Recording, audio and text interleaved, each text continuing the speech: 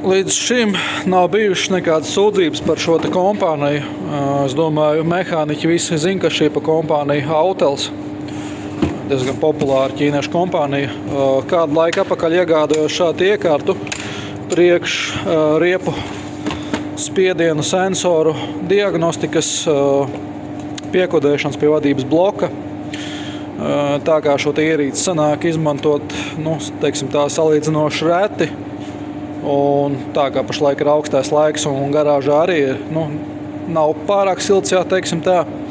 Domāju, pieslēgšu šo te ierīci pie uzlādes, jā, uzlādēšu bateriju, lai viss ir tip top, jā.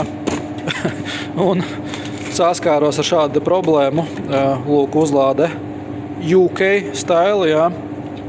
Un tad attiecīgi nāk oriģināli līdz šāda te pāreja uz Eiropas variantu.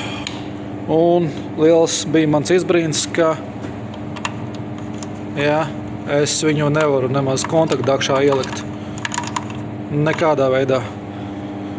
Ir kaut kādi krievu kontaktdakšas, kuras ir tās, teiksim tā, līdzenas līdz ar sienu. Tām varbūt var viņu ielikt, bet visiem standarta šiem te Eiropas kontaktiem, šo te štruntu nav iespējams ielikt. Tā kā, mīnus Autelam par šādu dizainu, nekas jau traks, bet līdz šim nevienai iekārtai nav bijušas šādas problēmas.